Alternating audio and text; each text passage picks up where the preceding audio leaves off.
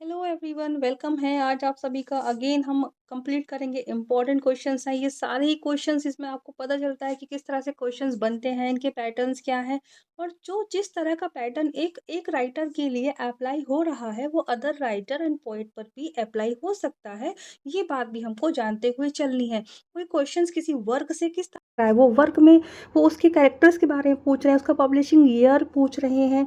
कोई राइटर है तो उसका बॉर्न पूछ रहे हैं, उसका डेथ, उसका सरफेस लेवल पे उसका बर्थ प्लेस पूछ रहे हैं। तो ये सारी बातें अदर्स पे भी अप्लाई होती हैं, हमें इस तरह से एनालिसिस करते हुए पढ़ना है।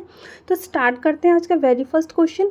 Shakespeare sonnet 1 to 26 1 to 126 generally show a री इनेक्शन ऑफ। तो अब ये क्या शो करते हैं? Personal relation with a young rich person. Shakespeare के सोनेट टोटल कितने हैं? पहली बात तो हम सबको पता होना चाहिए 154, जिसमें से सोनेट नंबर 1 से लेकर 126 तक जो इन्होंने डेडिकेट किए हैं वो किए हैं mister WH, okay, in person को। तो यही बात इनकी पूछी जा रही कि वो किसको शो करते हैं, किसके बारे में बता रहे हैं। पर्सनल रिलेशनशिप है इनका, किससे? एक यंग है, रिच पर्सन है जो कि मिस्टर WH, उनके बारे में।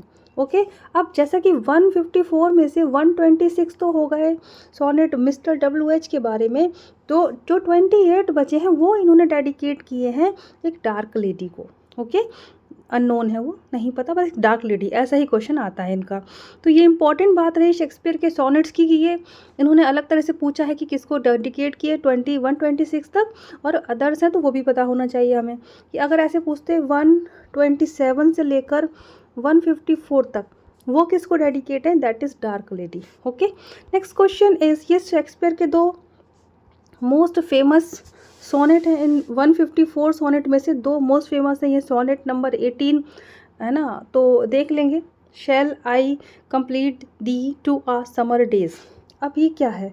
जब भी ध्यान रखना, पहले टाइम में जो सोनेट्स होते थे, तो सोनेट्स मतलब 14 लाइन पोयम। ओके तो जो उसकी पहली लाइन है ना, वही उसका टाइटल भी मान लिया जाता था। तो इसका टाइटल यही है, shall I compare thee to a summer day. Next question is, pick the sentence which is correctly punctuated. Punctuation से रिलेटेड बहुत क्वेश्चंस आ रहे हैं स्टूडेंट्स, और ये इस तरह से आपके लिए बोनस और फ्री के क्वेश्चंस हैं क्योंकि ये बहुत आसान होते हैं, बस इन्हें फोकस करके लगाना होता है आंसर एग्जाम रूम में। ओके आते हमें सबको हैं। अब क्या पूछ रहे हैं इसमें देखिए, पंक्चुएशन पूछी है, oh no I forgot I will phone her now. तो इसका करेक्ट क्या होगा? क्योंकि ये ओ नो है तो एक्सक्लेमेशन आ रहा है इसका। ठीक है, एक्सक्लेमेशन इसका अगर आ रहा है इसीलिए इसमें ये वाला साइन लगा है आपका एक्सक्लेमेशन का। ओके पहली बात तो इसी तरह से ये दोनों तो बिल्कुल नहीं होंगे। कभी भी आप आंसर लगाना है तो हमेशा गलत को एलिमिनेट करिए, सही खुद ब खुद आपके सामने आ जाएगा, ध्यान रखना। अब इसमें ओ नो एक्सक्लेमेशन साइन है, I forgot full stop, I will phone her now. Oh no करके उसने ऐसे अपना एक्सक्लेमेशन जता दिया, आई भूल गया। अब वो कहता है चलो अब मैं उसको फ़ोन करूँगा। तो यहाँ पर ये देखिए, इसको इन्होंने इन्वर्टेड कॉमा में क्लोज किया है और यहाँ बिना वजह ही एक्सक्लेमेशन साइन लगाया जो कि गलत है। तो हमारा ये भी एलिमिनेट हो जाएगा and the correct one is number 1, oh no I forget I will phone her now. Punctuation का सारा ही खेल होता है, full stop, comma, exclamatory marks, inverted comma सही से लगे हैं या नहीं। तो correct one is number 1। Next question is, pick out the sentence which is correctly punctuated. यहाँ भी यही बात पूछी गई है। अब फिर से वही बात है, if properly used however these those very skills could help. Okay अब बाकियों में क्या नहीं है, देखिए यहाँ पर कोई कॉमा नहीं है पूरी ही लाइन में, जबकि यहाँ पर ये लगा हुआ है, ज़रूरी था जो कि। अब यहाँ पर यहाँ है लेकिन यहाँ बेवजह एक और लगा दिया है इफ़ के साथ, यहाँ इफ़ के साथ भी लगा है, यहाँ भी लगा है, और क्वेश्चन मार्क बिना वजह लगा हुआ है। First one is correct, if properly used however those very skills could help. सही से अगर यूज़ किया जाता तो वो स्किल्स उनकी हेल्प कर सकते, कुछ ऐसा। Pick the sentence which is correctly punctuated. Again punctuation के क्वेश्चन है, फिर भी आप इन्हें ज़रूर से देखते चले। It could lead to the kind of good life but both spiritual and material that was once the privilege of a lucky few. इसमें देखिए, अब आप यहाँ पर इन्होंने सेमी कॉलन लगाया है, सेमी कॉलन के बाद both the spiritual and the material, फिर that was once the privilege of a lucky few, यहाँ फुल स्टॉप आया है। अब यहाँ बाकियों में क्या देखिए, ये दो ये किस लिए आए हैं, ठीक है। ये लीड टू के बीच में ये डैश क्यों आया हुआ है, बहुत ही बारीकी से माइन्यूटली देखना होता है। अगर ये आप सही से लगाएंगे आपके मतलब कंफर्म मार्क्स इसमें मिलते हैं और बहुत आसान रहते हैं। यहाँ बार बार सेमी कॉलम लगा हुआ है, ज़रूरत नहीं है जबकि, ठीक है। तो आपका इसमें सेकंड क्वेश्चन, सेकंड वाला आंसर सही हो जाएगा, जिसमें कि आपका सेमी कॉलन आया है, क्योंकि बात को यहाँ से थोड़ा सा पॉज करके फिर आगे कंटिन्यू करा जाता है और दैट से पहले कॉलम यहाँ पे कॉमा आया है। Next one is pick the sentence which is correctly punctuated. You see she can't forget sir. क्योंकि ये आपका डायरेक्ट स्पीच है, इन्वर्टेड कॉमा में क्लोज है, सारे ही इन्वर्टेड कॉमा में क्लोज हैं, ओके। यू सी मतलब फिर एक पॉज है, शी कांट फॉरगेट वो नहीं भूल सकते, अगेन पॉज, सर। अब यहाँ देखिए, यहाँ तो ठीक है, यहाँ भी ठीक था भाई, ये कांट के बाद इन्होंने लगा दिया, यहाँ एक भी कॉलम नहीं लगाया, ठीक है।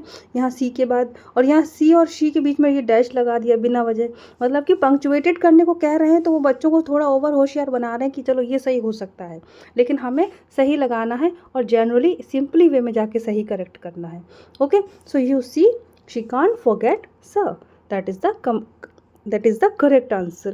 Next one is by heaven I have done it at last. ये भी कुछ एक्सक्लेमेटरी साइन के साथ ही है। बाय हेवन मतलब कि खुश हो रहे हैं बहुत ज़्यादा कि मैंने आखिर कर दिखाया, ठीक है। तो बाय हेवन के बाद आपका कॉमा आ जाएगा, I have done it at last, और एक्सक्लेमेटरी साइन हो जाएगा। इसमें क्वेश्चन वाला नहीं होगा, ये डैश पता नहीं क्यों लगा रहे हैं, तो बिल्कुल भी नहीं होंगे बिना वजह, ओके। यहाँ पर देखिए एक्सक्लेमेटरी साइन नहीं है, तो अगर ये दो में एक्सक्लेमेटरी साइन है तो यहाँ देखिए आई हैव को किस तरह से लिखा हुआ है ना। तो कुछ ये बहुत बारीक चीज़ें हैं जो हमें नोटिस करना होती हैं, और ये देखते हुए चलें, आपकी हेल्प करेंगे सारे के सारे। अब देखिए लिटरेचर का क्वेश्चन आया है, द एक्सकर्जन, जो कि विलियम वर्ड्सवर्थ का इंपॉर्टेंट वर्क था, लॉन्ग पोएम थी, जो कि 1814 में पब्लिश हुई थी। कि किस चीज़ की बिगनिंग मानी जाती है, तो ये बिगनिंग था इनकी लाइफ के करियर के डिक्लाइन का, the decline of Wordsworth poetic genius, ठीक है। जो इनका पोएटिक जीनियस था, जिन्होंने इतनी महान लिरिकल बैलर्स लिखा, ये वो इतने अच्छे अच्छे वर्क लिखते थे, ये 1798 में जब रोमांटिक मूवमेंट स्टार्ट हुआ था, पर ये वो साल था, ये वो टाइम था जब इन्होंने एक्सकर्जन लिखा था, तब से इनका पोएटिक जीनियस का थोड़ा डिक्लाइन स्टार्ट हो गया था। तो ये इनकी लॉन्ग पोएम थी, और जो एक्सकर्जन है ये द रिक्लूस का सेकेंड पार्ट भी माना जाता है बाय विलियम वर्ड्सवर्थ। अब फ्यूचर परफेक्ट टेंस को यूज़ करने की बात चल रही है यहाँ पे कि फ्यूचर परफेक्ट टेंस बताइए। परफेक्ट टेंस कोई सा भी होता है, उसमें वर्ब की थर्ड फॉर्म होती है, चाहे वो प्रेजेंट परफेक्ट हो, चाहे पास्ट परफेक्ट हो, चाहे आपका फ्यूचर परफेक्ट हो। पहली बात तो ये हो गई। अब फ्यूचर परफेक्ट टेंस की जो हेल्पिंग वर्ब होती है वो होती है शैल हैव और विल हैव। तो अब ये दोनों तो हट गए, ठीक है। अब विल हैव और शैल हैव इन दोनों में है, थर्ड फॉर्म भी इन दोनों में है, तो करेक्ट कौन सा है? नंबर 4 क्यों करेक्ट है वो भी थोड़ा देख लेंगे, सामने आपके ऑप्शंस लिखे हैं। आई शैल हैव फिनिश्ड, ओके। आई और वी के साथ शैल हैव आता है, कुछ ऐसा कब आता है? क्योंकि आपने हमेशा देखा है कि हमेशा विल का जो है उपयोग या इन दोनों का आपस में हर जगह मिलता है, मतलब आई के साथ कभी भी विल दिखता है, कभी भी शैल दिखता है। बट अगर हम वैसे बात करें तो आई शैल हैव फिनिश्ड इसलिए करेक्ट होगा, I shall have finished this embroidery by evening. मतलब अगर वो बंदा जो है बात में कन्फर्मेशन के साथ कह रहा है, दृढ़ता के साथ कह रहा है कि मैं ऐसा ज़रूर कर लूँगा, आपको अंदर से कन्फर्म है, या कुछ सिचुएशंस ऐसी हैं, अंडरस्टैंडिंग ऐसी कि ये दिस इज़ कन्फर्म, तो आप विल पे जाएंगे, अदरवाइज शैल पे जाएंगे, ओके। तो ये कॉमन बात है, जनरल सी बात है कि I shall have finished this embroidery by evening, मैं शाम तक पूरा कर लूँगा। अब हो सकता है इस बीच अगर कुछ प्रॉब्लम आ जाए तो रुक भी जाए, ऐसा कुछ। तो I shall have finished, that's the correct answer number 4। What should be the statement to the interrogative? ये जो इंटरोगेटिव सेंटेंस है इसको हमें स्टेटमेंट सेंटेंस में बदलना है। Statement sentence, affirmative sentence, positive sentence, ये सब एक ही बात होती है, ठीक है। तो नॉर्मल सेंटेंस बनाना है इसका, तो देख लेंगे। क्योंकि ये डज है, यानी कि कौन सा टेंस है? प्रेजेंट इंडेफिनिट है, इसके साथ आपका सब्जेक्ट है ही, तो ही के साथ जब आपकी वर्ब की फर्स्ट फॉर्म आएगी कोई सी भी, उसमें एस या ईएस तो लगाना ही है हमको। तो ये है आपका फर्स्ट फॉर्म रन, उसमें एस लगा दिया, ही रन्स, ऑब्वियसली तो यही करेक्ट है, क्योंकि हमने देख लिया कि ये है आपका प्रेजेंट इंडेफिनिट टेंस, और जब इसका हम पॉजिटिव स्टेटमेंट सेंटेंस बनाते हैं तो उसमें सब्जेक्ट के जस्ट बाद V1 आता है, जिसमें एस या ईएस अकॉर्डिंगली लगी होती है, ओके। तो ही के साथ फर्स्ट फॉर्म रन आ गई, उसमें एस या ईएस लगी है। He runs a hotel in Delhi, कि वो दिल्ली में एक होटल चलाता है। अगेन फ्रेजल वर्ब की बात पूछी जा रही है, करेक्ट फ्रेजल वर्ब यूज़ करना है। The audience dash the speaker, the correct answer is turn out. Turn out means होता है आपका इसको स्टॉप कर देना। देखिए यहाँ पर टर्न आउट मीन्स स्पीकर को उन्होंने पलट के रख दिया, हटा दिया, बंद कर दिया, तो turn out is the correct answer, number 1 turn out. Next is the word sadism is derived from, एक वर्ड है सैडिज्म, ये जो इनसे बना, ये देखिए मार्क्स डी सेड, एक राइटर हैं, बहुत ध्यान से देखिएगा, मार्क्स डी सेड करके एक राइटर हैं जो कि बहुत नोटोरियस थे, बहुत ही ज़्यादा मतलब badly famous French erotic writer थे। इनके नाम में ये सैड वर्ड आया था, उसी से ये सैडिज्म वर्ड बना है, जिसका मीनिंग होता है, क्योंकि इन्होंने इस तरह की राइटिंग लिखी, इसका मीनिंग होता है पर पीड़ा, दूसरे को पीड़ा देना, अत्याचार करना, परेशान करना। और इस राइटर ने ये बहुत ज़्यादा मतलब कैसे हैं, कुख्यात थे ये, है ना, बेकार सा जो लिखते थे इसी तरह का लिखते थे, तो इसीलिए इनके नाम से ये वर्ड क्रिएट हो गया सैडिज्म। इम्पॉर्टेंट है ये जानने के लिए। Commences the statement with a distributive adjective, हमें इसमें डिस्ट्रीब्यूटिव एडजेक्टिव सर्च करना है। देखो सबसे पहले अगर हमको ये पता होगा ना डिस्ट्रीब्यूटिव एडजेक्टिव होते क्या है, तो distributive adjective use to refer to individual within a group, ये यूज़ होते हैं, रिफ़र करते हैं इंडिविजुअल को पूरे ग्रुप में, ठीक है, ढेर सारा ग्रुप है उसमें से किसी एक इंडिविजुअल को ये रिफ़र करेंगे तो वो होते हैं डिस्ट्रीब्यूटिव एडजेक्टिव। अब यहाँ से कौन से हैं, इसके एग्जांपल्स में आ जाते हैं आपके each, every, either, any, neither, कुछ इस तरह से, यानी कि ईच बॉय वॉज एग्जीक्यूटेड, अब बॉय का ग्रुप है उसमें से हर एक बॉय जो है एग्जीक्यूज कर दिया गया, एक्सक्यूज्ड कर दिया गया, ठीक है, तो ये इंपॉर्टेंट है। नीदर नहीं होगा, वन तो बिल्कुल नहीं होगा, एक्सेलेंट भी नहीं होगा, क्योंकि डिस्ट्रीब्यूटिव है तो उसमें ईच की क्वालिटी आ गई, क्योंकि वो कई सारों में की बात करते हैं उसमें से, तो यहाँ पर ईच आपका करेक्ट आंसर हो जाएगा। Next one is match the meaning with the idioms to put off. अब देखिए पुट ऑफ का मतलब मीनिंग क्या होता है, to turn down, to postpone, है ना, टू शेड्यूल आफ्टर, तो ये आपका नंबर 3 करेक्ट हो जाएगा कि to put off means to turn down. Okay, बाद में करेंगे कुछ ऐसा। The influence of class is depicted in loyalties, अब क्लास का क्या इन्फ्लुएंस है, class, middle class, high class, lower class, इस तरह का इन्होंने लिखा है, वर्णन किया है लॉयल्टीज अपने प्ले में। ये वर्क है जॉन गाल्सवर्दी का, 1867 इनका बर्थ है, 1933 इनका डेथ है, 1932 में इनको मिला है नोबेल प्राइज़, नोवेलिस्ट है, ये प्ले राइट है, नोवेलिस्ट है, सब कुछ है, नोबेल लिटरेचर प्राइज़ विनर है। तो इन्होंने क्लास को डिपिक्ट किया है अपने लॉयल्टी प्ले में। लॉयल्टी प्ले इनका पब्लिश कब हुआ है, 1922 में। सारी इन्फॉर्मेशन एक साथ। The finest of Galsworthy's later drama is, इनके जो बाद के ड्रामाज आए थे उसमें सबसे फाइनेस्ट कौन सा था, अगेन लॉयल्टीज ही था, 1922 में जो पब्लिश हुआ था। एस्केप जो इनका प्ले है जो कि एक एपिसोडिक प्ले था जो कि 1926 में पब्लिश हुआ है। द पिजन अगेन 1912 में आया है। The skin game is published in 1920 and loyalties जो कि क्लासेस पे बेस्ड है 1922 में पब्लिश हुआ था। और लॉयल्टीज़ के पब्लिश होने के 10 साल बाद 1932 में इनको मिला था नोबेल प्राइज़ फॉर लिटरेचर। याद कराना है मुझे चाहे जैसे आप हर बार बता के, ठीक है।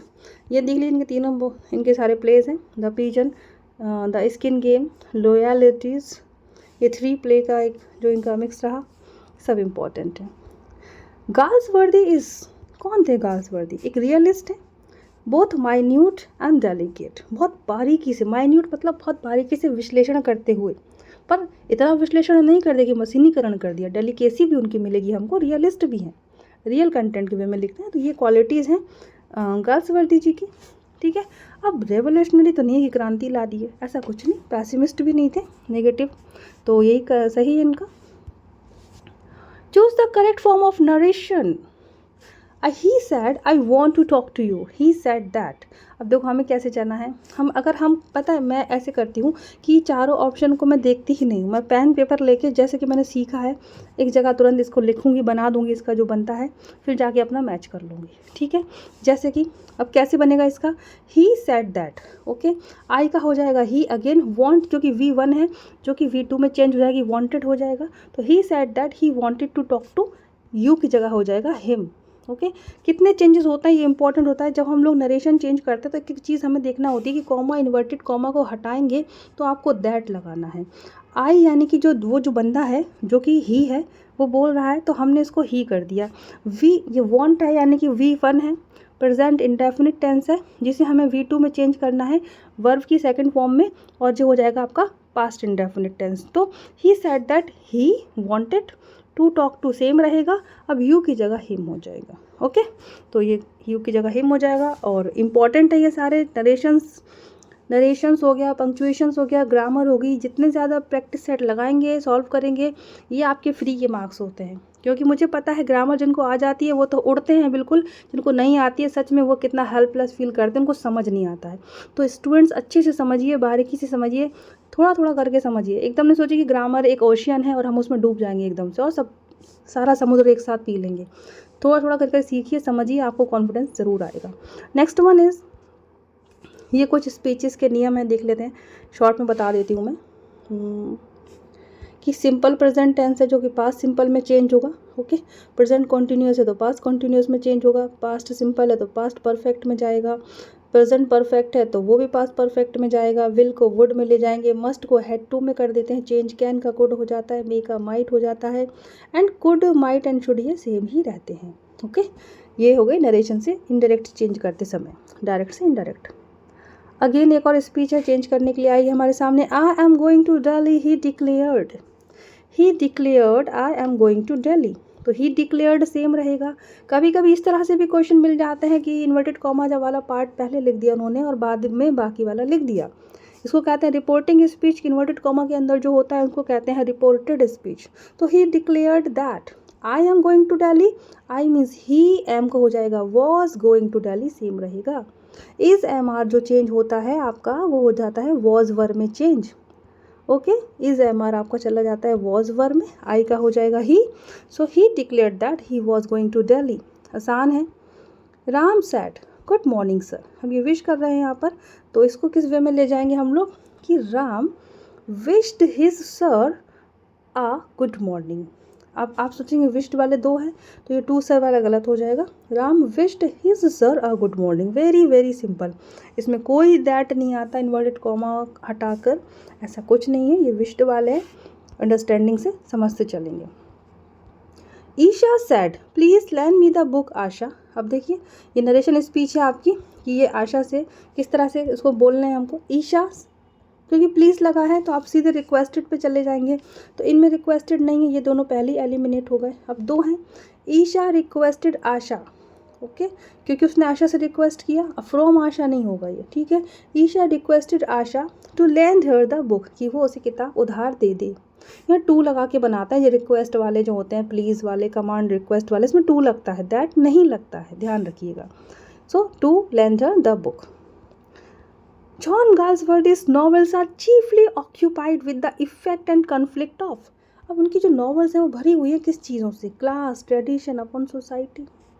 हमने देखा है ना कितना जाना है इनकी क्लास, बस यही तो क्वेश्चन बनते हैं कि कौन सी क्लास की बात चल रही है इस नॉवेल में, मिडिल क्लास की, अपर क्लास की, एरिस्टोक्रेटिक की।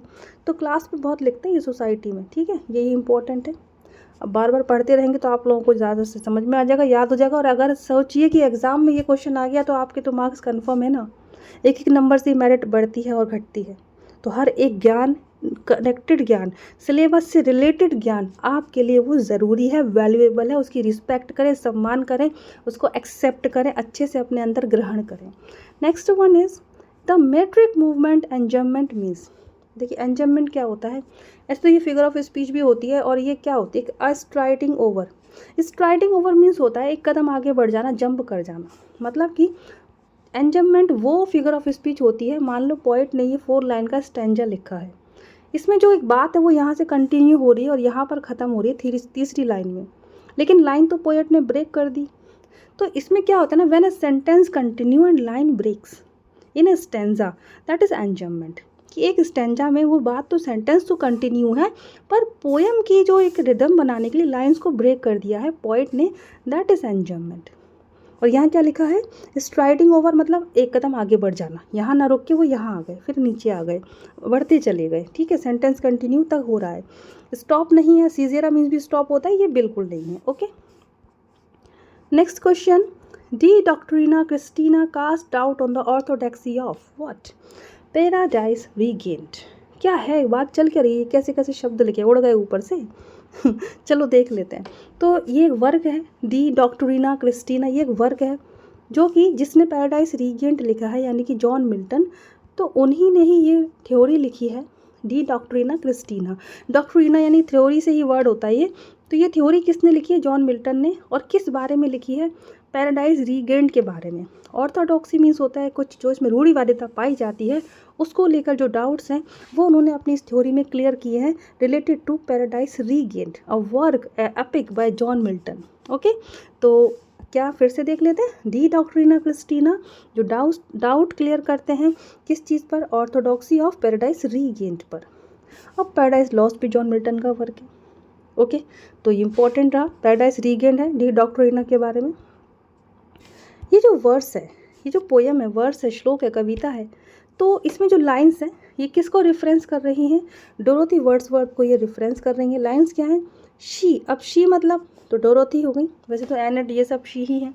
She gave me eyes, she gave me ears and humble cares and delicate fears, ये यहाँ कौन है वो शी, किसको रेफरेंस किया जा रहा है, तो ये डोरोथी वर्ड्सवर्थ हैं। ये जो वर्क है, ये जो लाइंस हैं, विलियम वर्ड्सवर्थ की जो पोयम है जो कि है the sparrow nest, the sparrows nest से ली गई है ये पोयम, जो कि इनकी बहन है डोरोथी वर्ड्सवर्थ, उनके बारे में इन्होंने ये लाइंस इसमें बता रहे हैं। ये पोयम इनकी पब्लिश हुई थी 1807 में, पोयम्स इन 2 वॉल्यूम्स में। Poem in 2 volumes collection of poems है विलियम वर्ड्सवर्थ का, जिसमें इनकी बहुत ही अच्छी अच्छी पोयम्स पब्लिश हुई हैं। उसी में ये आपकी ये पोयम है द स्पैरो नेस्ट, और उसमें ये लाइन्स हैं, शी गेव मी आइज, जो कि शी कौन है, इनकी बहन है डोरोथी वर्ड्सवर्थ। इंपॉर्टेंट है स्टूडेंट्स, और बहुत यूनिक क्वेश्चंस आ रहे हैं। Next question, the prelude was written in, prelude कब लिखा गया, तो देख लीजिए ऑप्शन इसमें आ रहा है आपका 18 मतलब 1850 में पब्लिश हुआ था ये। रिटन कब हुआ था, मतलब बहुत पहले से लिखते चले आ रहे थे ये, पब्लिश इनका बहुत बाद में हुआ था। Growth of a poet mind इसका अनदर टाइटल है, ऑटोबायोग्राफिकल वर्क है ये, और पॉस्टुमसली पब्लिश हुआ था 1850 में। लिखा कब गया था, 1805 में। ठीक है, तो ये सारे के सारे पॉइंट्स हैं आज के इस वीडियो में, और बहुत ही ज़्यादा मतलब कि कोशिश जारी है कि और से अच्छे से अच्छा कंटेंट लाएं, लगातार लाएं, आपकी हेल्प हो सके तो स्टूडेंट्स लाइक शेयर करते हुए आगे बढ़ें, और वीडियो को ज़्यादा से ज़्यादा शेयर करें सभी लोगों के साथ जो पढ़ रहे हैं, स्टडी कर रहे हैं, सभी की हेल्प हो सके। Thank you so much for watching this video. खुश रहें, पॉजिटिव रहें, जय हिंद।